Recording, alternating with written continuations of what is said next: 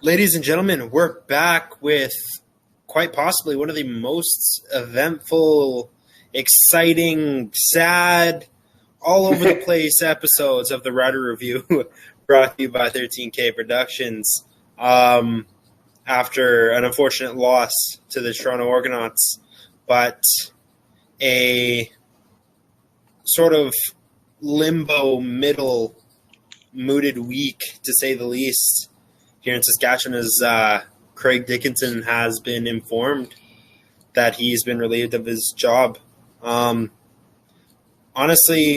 before we get into that, we gotta talk a little bit about the game. But I think most of this episode, the listeners, they know where it's going. What were your thoughts on the game? It's another loss. Whatever. Us realistic fans, all we wanted was for them to show up, give a great effort, and let the chips fall where they may. And that's exactly what they did. They put out a great effort, I thought. And, they darn near beat let's just say one of the greatest teams in CFL history. Like, we darn near beat them. So I'm pleased with the effort. I know it wasn't the result we wanted, obviously. But, if we wanted effort, I believe we got it. Yeah, I agree with you. There were things that both sides of the ball could have done better. Namely, that key interception that Dola Gala threw. I mean, it's tough, Yes. But he's a young quarterback. Things like this are going to happen.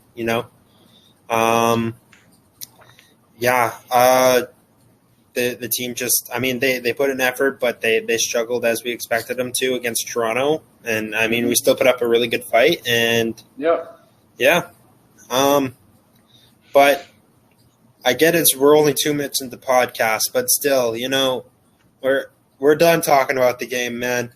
We got to talk off season. What the hell just happened over these past few days here? We're recording this podcast on Tuesday, and I believe it was yesterday, Monday, that the Riders informed head coach Craig Dickinson, or should I say now former head coach Craig Dickinson, that he has been relieved of his duties, as I think 100% of people in Saskatchewan expected. What are your thoughts on the move by Jeremy O'Day and Craig Reynolds? I got to be careful here. We try to maintain a family-friendly show. We all knew Craig Dickinson was going to be relieved of his duties. That's no surprise. I'm glad it happened early, 2 days later, what have you. I think that speaks volumes for the Riders organization. They don't leave a guy twisting in the wind like that. So I'm glad it come out early. I'll just say it. The cuts didn't go far enough. Everything I've gleaned from a little bit of social media I follow, and the call-in shows and the podcasts and all that stuff, I would say 95%. 95%. We lost you for a second. Yeah. Continue. 95% of Rider Nation is extremely angry that Jeremy O'Day not only was retained, he got a pay raise and a 3-year contract. Just at work, I was listening to a podcast here a couple hours ago, and I'm not on Twitter anymore, but apparently Milt Stegall, obviously we all know Milt, Hall of Fame receiver, tweeted out something to the effect of, and I'm paraphrasing, of course, "Hey guys, can you guys recall any player that has had a dreadful 2 years, back-to-back years, dreadful seasons, and were given a pay raise and a brand new 3-year contract, not a 3-year contract?" And for Milt Stegall to say that, holy cow, that carries some water when it comes from a guy like that. I don't know. I'm still extremely pissed off. What are your thoughts, buddy? I don't know. Honestly, yeah. When I first heard it, I'm not gonna lie to you. I was quite frustrated. I was calling for the heads of everybody in the organization, and rightfully so, as everybody in Saskatchewan was. But after listening to other views from around the league, I went back and I looked, and Craig Dickinson wasn't hired by Jeremy O'Day. No, that's fair. And I mean, Jeremy O'Day supplied the players, but I mean, maybe his thought process, and I guess the board of directors process, is that he didn't have the chance to fire the coach, and he can go out and get a coach for his players. I don't know. I'm personally trying to see this from the point of view of what Saskatchewan has done as an organization right now, right? Yeah. It's I think that's a horrible excuse that they couldn't fire Craig. After last season. So this past off season, absolutely they could have. You're only eating 1 year. Numerous teams have done it. Off the top of my head, Edmonton did it. So no, I don't buy that excuse at all, not one bit. And even if, let's say we terminated Craig Dickinson's contract and he was 3 years. Let's say he had 3 years ahead of him, not just a year. If we had fired him last off season, there is a mulligan that you can use once every 5 years, and no matter how much, as far as I know, I'm not an expert, but no matter how many years or money remaining, it doesn't go against your cap. But you can only your coaching cap, that is, you can only do that once every 5 years, to the best of my knowledge. So I don't buy that. He could have been relieved of his duties last year, and I am 100% backing Milt Stiegel's take on this. Just to fail at your job for 2 years in a row and not only be retained, get a raise and a new 3-year contract is friggin' unheard of. And I am still really sour about that. I'm not going to go as far as to say I'm done supporting the Riders or anything like that, because that's crazy. Most of the people that say that either were casual fans to begin with, or they were looking for an excuse to get out. I'm as cheesed off as anybody, but I'm not going to stop supporting this team. It's everything to us, right? So, anyway. Exactly. Honestly, I'm not as upset with keeping O'Day with as a lot of people are, right? Like yourself included. I'm more upset about the fact that they kept Craig Reynolds around after he has turned this team into he hasn't turned this team into a football team. He's turned this team into a business. That is what he's decided to do. That is the route he's taken. When the cheapest tickets you can find are $36, and you're 19, you have to be 19 to sit in Bill Country, and that's $36. Everything else is $45 and above, right?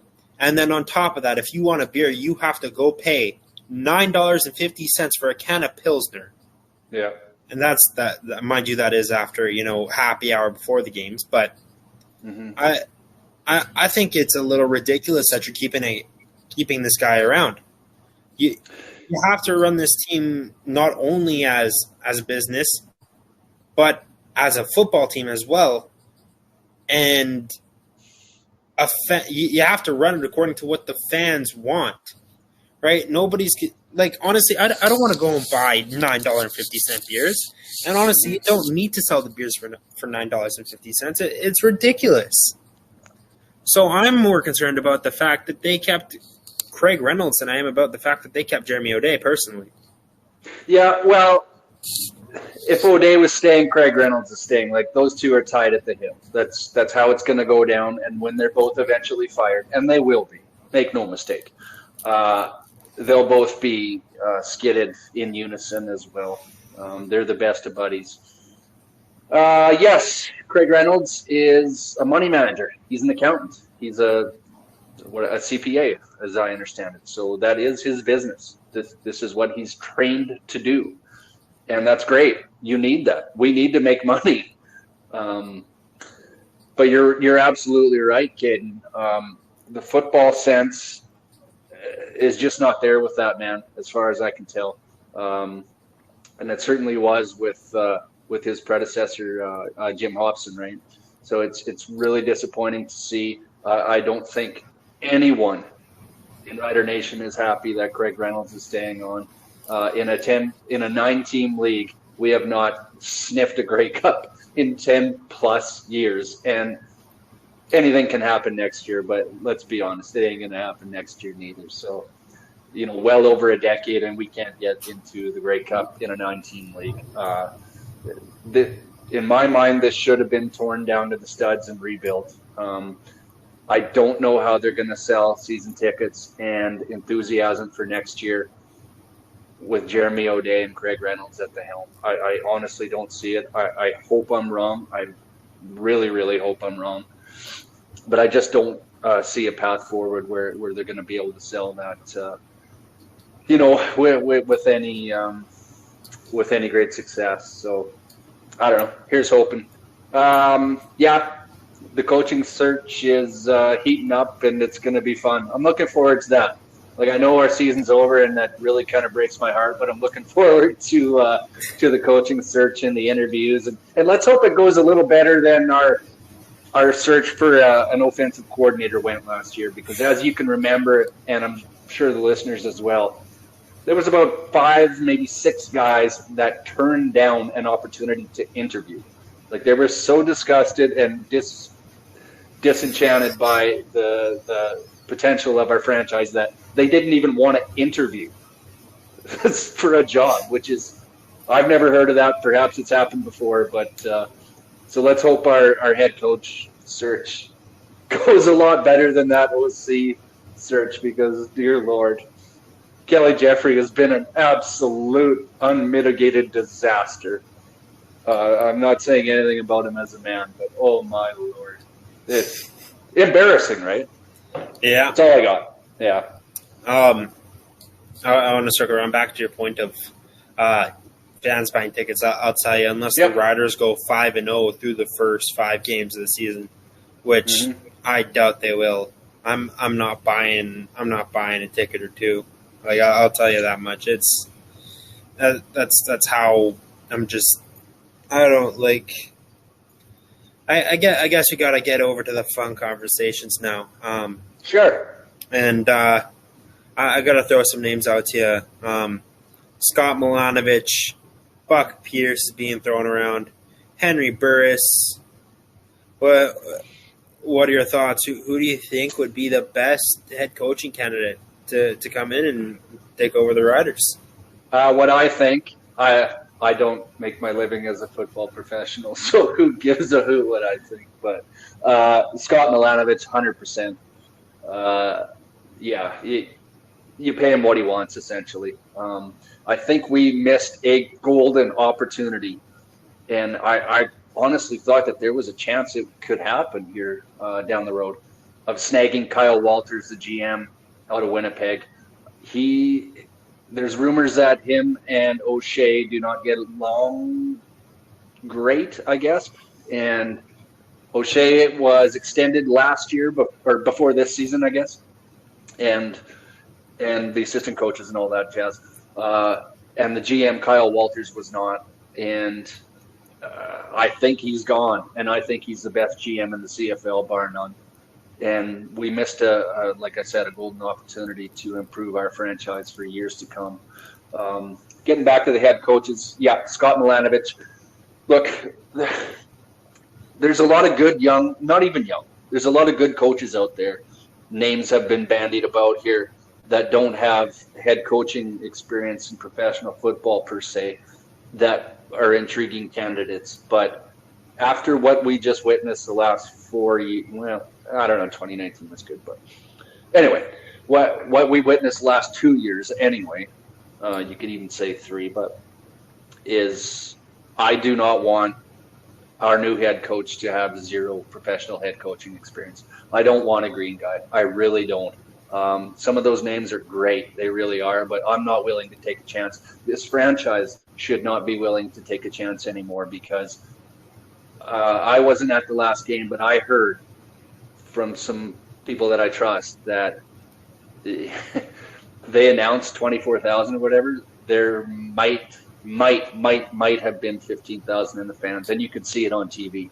So if we go with a green coach and the same GM and the same CEO as next year, I'm won't say I'm worried, but I'm concerned that it could get worse. And if it gets any worse, we're talking telethon action. So I don't want to go with a green coach. Scott Milanovich is my guy, but there's a lot of intriguing names out there. There really is. Buck Pierce out of Winnipeg. He's not leaving. Forget about it. Corey Mace, defensive coordinator out of Toronto. He's not leaving. Forget about it. He just signed an extension. One that I think could happen is Pete Costanza out of Toronto. His name has kind of surfaced the last couple years here in coaching circles.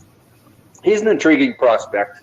He's 55 years old. He's got 5 Grey Cup rings in different capacities throughout the league. That one I wouldn't hate.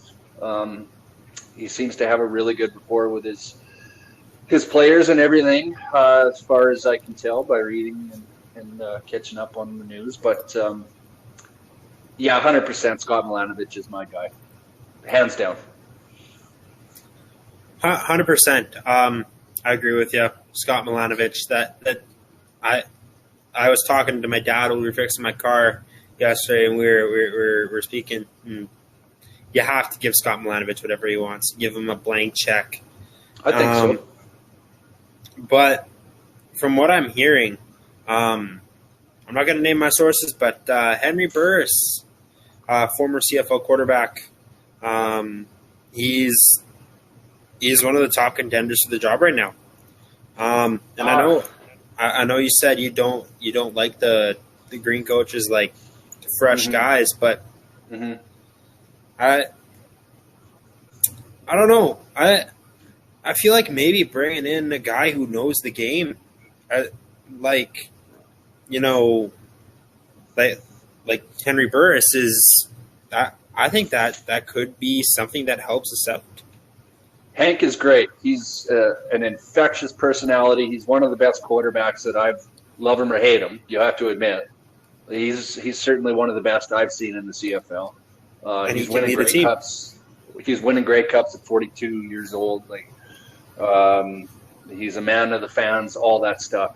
But I'm not going to name your source neither, but it doesn't take long to figure it out who it was, and I don't trust that certain gentleman. Again, I'm not besmirching his character or anything, but his sources are. He lives 2,000 miles away. I don't really care what he has to say. And to be honest, I did read one post here that Henry Burris has already kind of squelched those rumors, I guess. Now, is that true? That one statement I read, it could be not. But if it was, then Hank has already kind of poured cold water on that fire already. So, do I think he's in it? Yeah, I want him as OC, like right now. He's fantastic. He would be great. Do I want him as head coach? No. Is it going to happen? No, I don't think so. So I have to ask, now that we've talked about the head coaching situation, I got to ask you, let's move on to the players here. Who do you think stays and who do you think leaves? I know it's very broad, but there's a couple key pieces that honestly I think are gone this year, and I think Nick Marshall is honestly I think Nick Marshall's gone after this year.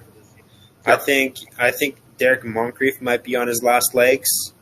I got to say, who else on the offense? I'm trying to think. I don't think Morrow's gone. I think Morrow stays around. I think somebody that really stood out to me that shouldn't have had a jersey in the first place is Colin Kelly, right? And Council, or there's a few players on there. It was just, and then one of the craziest things to me was Jake Winicky. We bring him in for, what was it, $165K? Yeah, $135 in hard money. Yeah. Yeah. And he sits for 9 games. Yeah, I mean, we got all winter to do this, buddy, and we will. Oh yeah. About the bus and the poor signings and everything that Jo made this year. Some of them were great. Let's be honest. But 3/4 of them were not good. Were not good. Period. So yeah, we'll go through that down the road here for sure. Let's address the elephant in the room. Are you bringing Trevor Harris back? If you are, is it for the same contract? Is it for a lesser contract?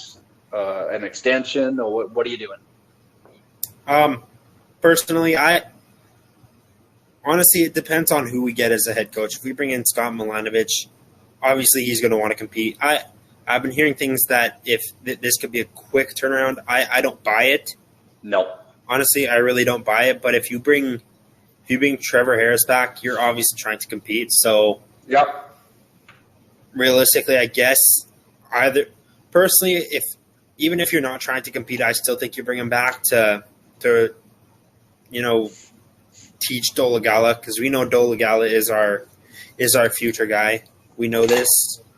He's shown it, and honestly, I think no matter what, you keep Trevor Harris. Yeah, I 100% agree. I'm a Trevor Harris fan. I was ecstatic when we signed him in the offseason because it was extremely unlikely that we were going to get him. It was kind of looking like a Dane Evans or a Matt Schiltz type of thing. So I was extremely, extremely happy when the rumors and everything came to fruition. I went out and got a jersey. I have massive, massive respect for Trevor Harris. Having said that, I'm not bringing him back at 510 or 520 or 500, whatever it was. And Trevor Harris is a smart man, too. Like, he's a bright dude. He knows that there's no market for him in this league anymore at 500, coming off a knee injury at 37 years old. So I'm confident that that our hero and savior, Jeremy O'Day, will negotiate Trevor Harris down a little bit, and Trevor is a smart guy, and I as long as it's not an insulting offer, I do think he'll renegotiate and be back in green next year, which is great. We need that. We don't need any more instability at the position. I don't care. We need to win. We need to make the playoffs, and if we don't, this franchise is maybe in lottery type territory again, and I certainly don't want that. So I think with that, I think we've got to leave the fans with the question, the listeners of this podcast. What do you guys do with Trevor Harris? You guys can answer on Spotify, or you guys can answer in the comments on YouTube. Because it's a difficult situation, money-wise, or I should say financially. Financially, it's a difficult situation. I want him back. I think you said you want him back. I think everybody in Saskatchewan in the right mind would want him back, and at the right price, why not? Right? At the right price. And one thing I don't like is just, I hate harping on this, but casual fans, why would you sign a 37-year-old? Shut up. Like, quarterbacks smart athletic quarterbacks that have a lightning quick release, like Trevor Harris, like Henry Burris, you can play in your early 40s. It's been done.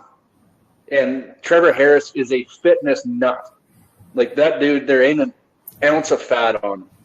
So if anyone can play into their 40s, it's Trevor Harris. So I'm sick of that. Just shut up about that already. We know how old he is. Just shut up. If you want to make the case for not bringing him back because his accuracy or his lack of mobility or something like that, I'll talk all day long. Have at it. I get that. But stop with the age thing. It's stupid. It just proves your ignorance and lack of football knowledge in my mind.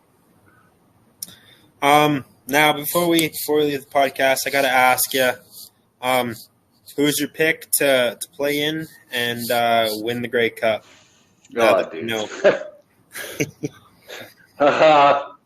I thought about that briefly today, and all I'm going to say is Anybody from the East. I do not care if it's Toronto, Chad Kelly. I don't care if it's Big Daddy, Cody Fajardo and the Owls, or old geriatric broken down Bo Levi Mitchell. I don't care. I don't care. Anybody from the East. And failing that, I suppose the BC Lions, right? Mm-hmm. Mm-hmm. I don't know. What do you think? You can't bet against Toronto. There's no betting against a team depth, defensively, offensively, depth, special teams, everywhere. They're way too good. Yeah, they are. But yeah, I think that's about all I have. Unless you got anything for me here, Tyson. Not really. I wanted to comment on Reynolds' comments about Jo, but I'm going to refrain from that because I'm not a bullshitter and I haven't watched the interviews yet. I've only heard snippets, so I'm going to save that.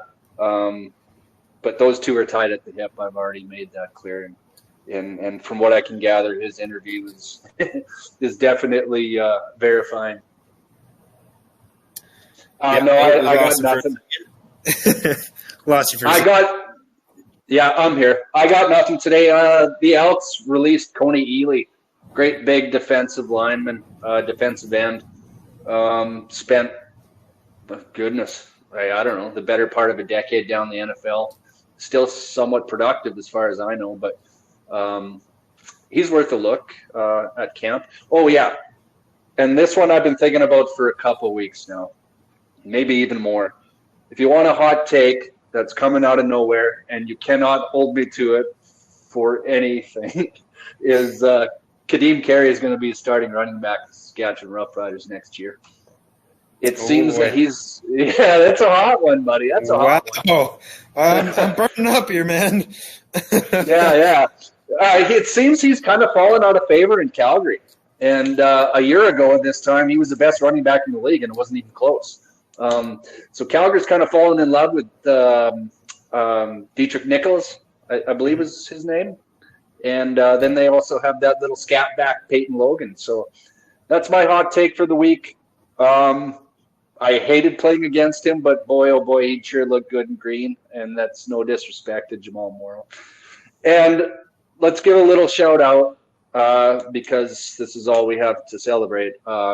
Sean Bain, like you said, your boy, and Sam Emilis, the second-year guy, reaching 1,000 yards. So that's a big deal. I'm happy for both those fellas.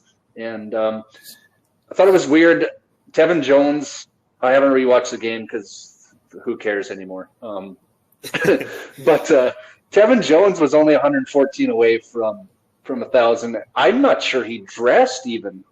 It's tough. I don't. Honestly, I think with our receiving core, he's one of those players that I think started the year off well, but I don't think he's coming back next year. No, he's not. No, that's fine. He was good for us. He had a couple decent years, and we always appreciate the guys that put in the effort and all that stuff. But that's all I got. I don't know. Let's go BC Lions and seriously F Calgary. So I don't know. That's all I got. All righty. Ladies and gentlemen, thank you guys so much for watching, listening, viewing, and subscribing. We will see you guys when I guess we have lots of CFL news to talk about here. And hopefully many more times throughout this offseason as the Riders go into a new era. I say that sarcastically. Mm-hmm.